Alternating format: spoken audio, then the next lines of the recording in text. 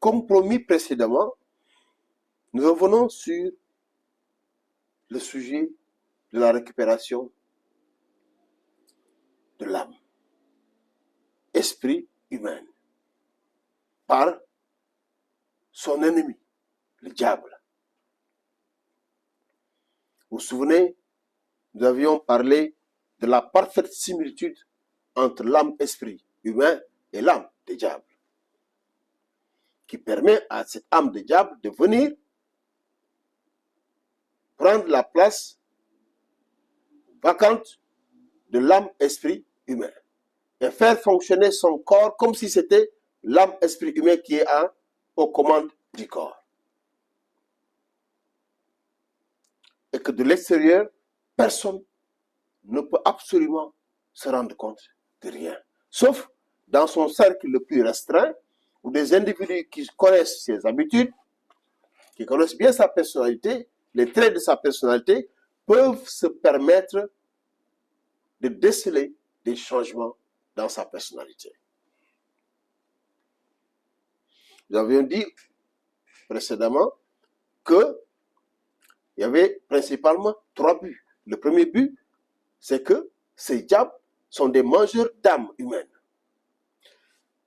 Le deuxième but, c'est que quand l'âme humaine est récupérée et mangée par le diable a la possibilité de placer une âme de diable qui fait fonctionner ce corps et utiliser ce corps pour aller infiltrer les humains. C'est une infiltration parfaite.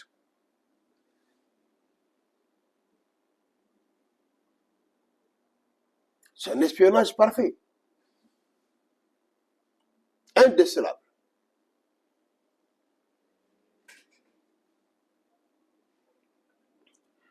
Maintenant, nous allons essayer de voir quelles sont les caractéristiques générales de cet individu nouveau, qui est cet humain qui a perdu son âme humaine et qui a gagné une âme de démon, de diable, qui fait fonctionner son corps. Et bien entendu, l'âme démon, ou l'âme diable si vous voulez, n'est pas la même chose que l'âme humaine. Ils ont des différences énormes sur beaucoup de plans.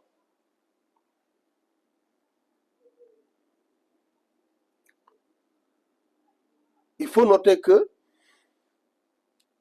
cet individu qui porte non plus une âme humaine, mais une âme de diable, n'aura pas de la pitié pour les êtres humains, juste qu'il fait semblable. Elle n'aime pas les êtres humains. Elle n'aime pas sa femme, ou elle n'aime pas son mari, n'aime pas ses enfants, n'aime pas ses employés, n'aime pas son ami, ni ses voisins, n'aime pas ses collègues. Il ne les aime pas, juste qu'il fait semblant de les aimer, parce qu'il sait que l'autre les aimait. Et essaie de montrer cet amour à la hauteur de ce qu'il était avec l'âme humaine qui était en place.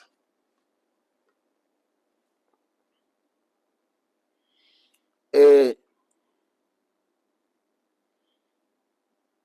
figurez-vous, on ne peut pas trouver un camouflage plus parfait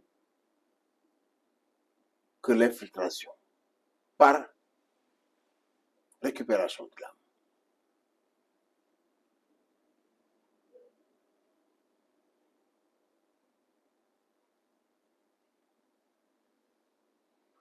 Et comme on l'avait dit précédemment, cet individu est définitivement acquis à la cause des diables, qui est le mal, qui est l'inimitié et l'animosité vis-à-vis des humains.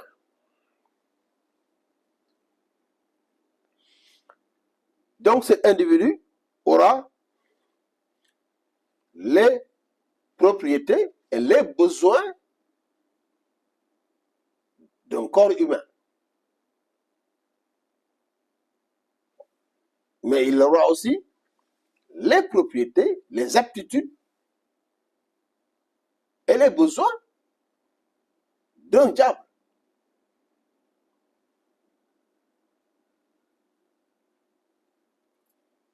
Alors, il va manger comme les humains, mais il va manger aussi comme les diables.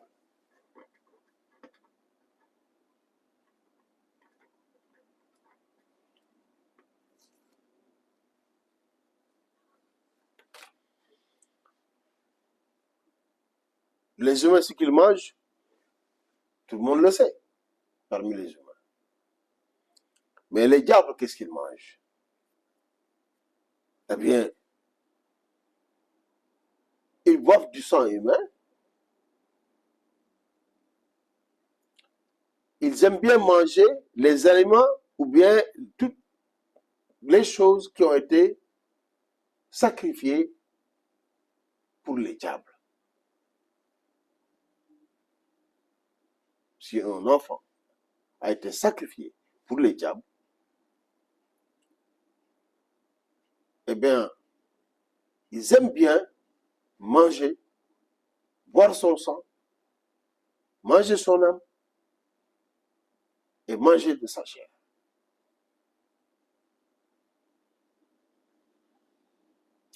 Bon, pas chair en tant que tel, mais des éléments qui appartiennent au corps humain.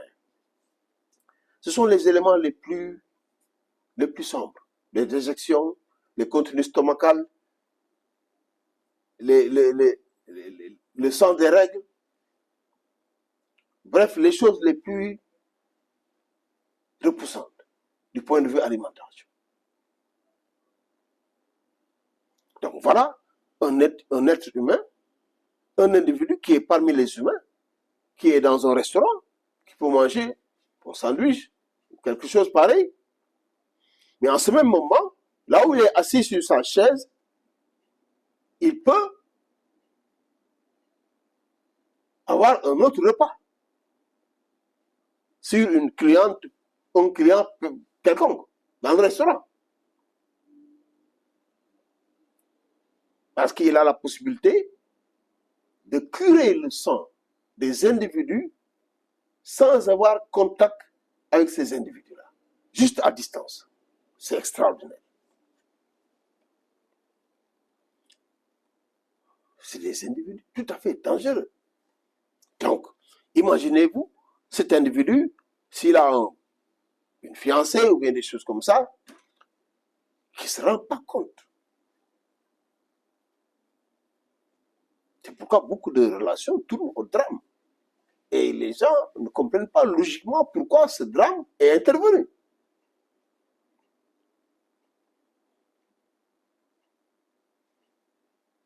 Ils sont très méchants vis-à-vis des humains. Ce qui les empêche d'exprimer leur méchanceté vis-à-vis des humains, c'est juste le camouflage. Ils font semblant. Et s'ils expriment toute leur méchanceté, tout le monde va comprendre que ce n'est pas lui qui est là, c'est lui qui était là. C'est pratiquement uniquement cela qui les empêche d'exprimer leur méchanceté. Il y a autre chose qui pourrait les empêcher, c'est la mission qu'ils ont. Lorsque un diable a été replacé dans un corps humain, souvent, Lucifer lui donne une mission bien précise. De surveiller quelqu'un, de maintenir quelqu'un à telle position, toujours lié à telle personne, ou bien toujours loin de telle personne, etc., etc. De faire faillite à une entreprise, de faire faillite à un pays, de faire faillite à tout ce que vous voulez. C'est une mission qu'ils ont.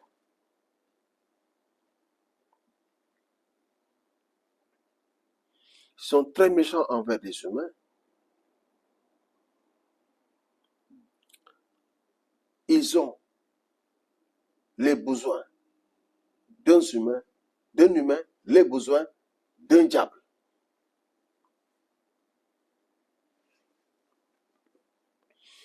Ils ont les capacités et les pouvoirs d'un diable.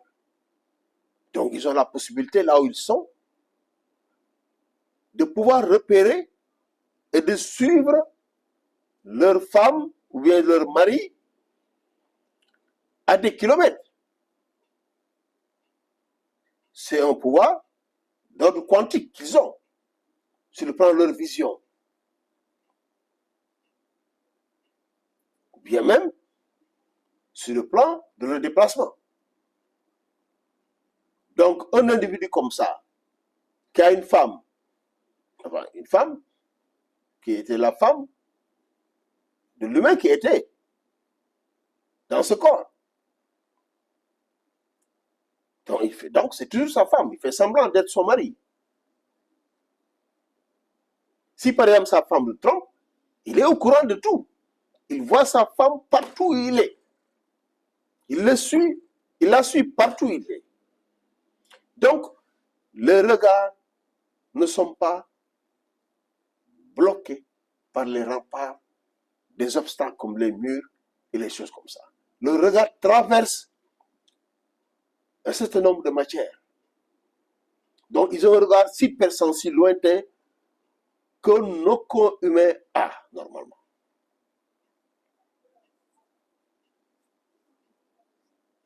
Et ils donnent des informations sur le destin de certains humains. Si lui, il est connecté avec Lucifer, il connaît les humains dans leur destin prévisionnel et dans leur passé aussi. Donc, ils peuvent te dire dans ta famille des choses tellement précises, tellement étonnantes, que vous ne pouvez pas savoir comment cet individu subitement commence à savoir ces choses-là sur ta vie. Donc, il voit de loin, il sait beaucoup plus de choses que les humains. Bref, il mène une double vie. C'est des individus redoutables.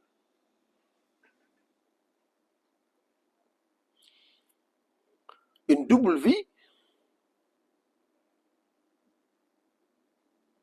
sur le plan des mondes. Il est dans deux mondes. C'est un individu qui aperçoit donc tout ce qui se passe dans leur dimension. Donc, qui en connaît sur ses voisins, sur les personnes qu'il rencontre, ses collègues, qui connaît les relations que ses collègues, ses voisins, ses parents, etc., ses amis ont avec sa dimension est lui-même,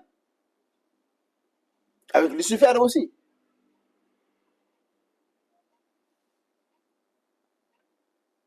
Et en même temps,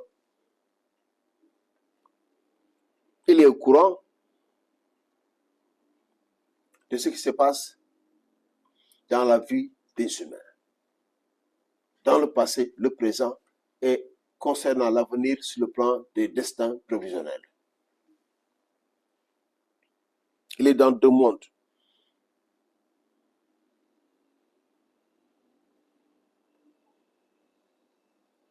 Donnons quelques exemples pour étayer ces propos.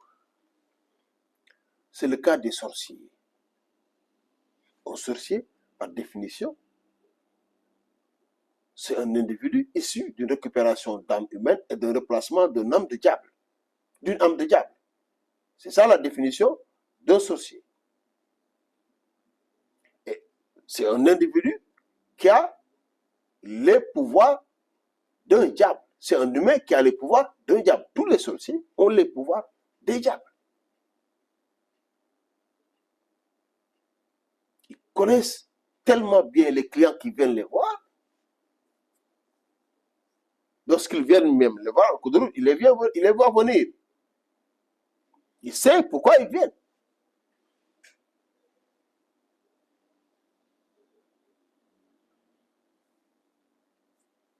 Donc le sorcier,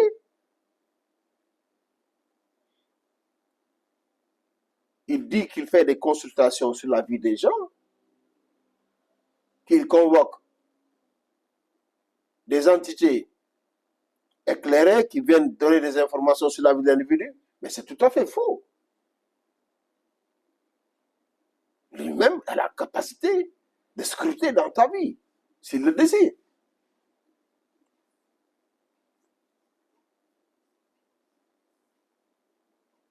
Et donc le sorcier, là où il est devant son client, il interfère avec les entités démoniaques qui sont en train de travailler sur sa cliente ou bien son client. En termes de négociation avec eux et de sacrifices qu'il faut leur faire pour qu'ils le laissent, etc., etc. Et le sorcier a la possibilité donc de boire du sang de ses clients, de récupérer même les âmes de ses clients. Parce que ce que nous avons oublié de dire, c'est que parmi les propriétés de cet individu, c'est de pouvoir récupérer les âmes des personnes proches de lui, ses collègues, les membres de sa famille, ses amis, etc., etc. C'est extraordinaire.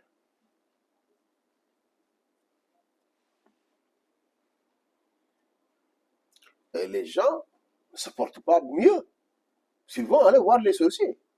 Ils ne peuvent pas se porter mieux s'ils vont aller voir les sorciers.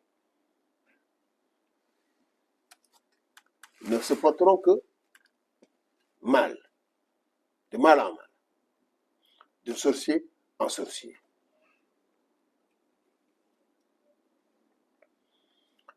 Bon, ce ne sont pas les seuls. Donc les sorciers sont des récupérateurs d'âmes, sont des buveurs de sang.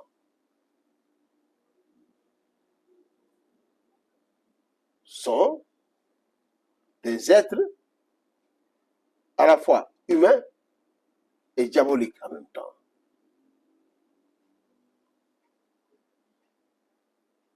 Ce sont des espions, en réalité, des grands espions, qui sont parmi les humains, dans les profondeurs les plus lointaines de la société, et qui sont nos ennemis. Ce ne sont pas que les sorciers. Toutes les personnes dont les âmes ont été récupérées avec un replacement d'âmes de diable sont dans cette situation. Et parmi ces gens-là, les satanistes, vous voyez, dont vous entendez les exploits.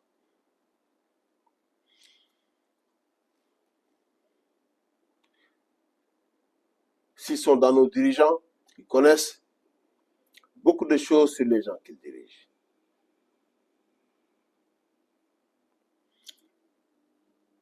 Et ils sont doués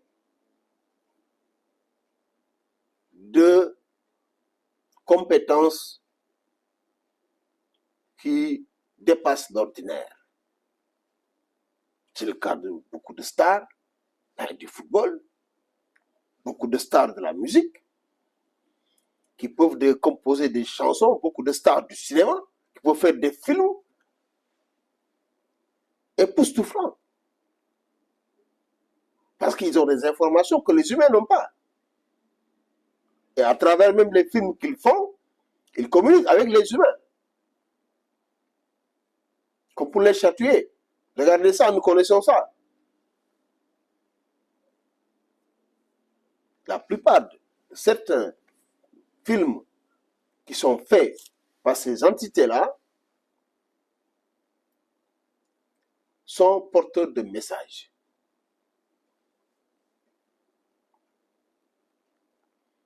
Les films de science-fiction, on vous présente des villes qui ont des caractéristiques extrêmement avancées. Mais c'est des villes qui existent déjà dans le monde.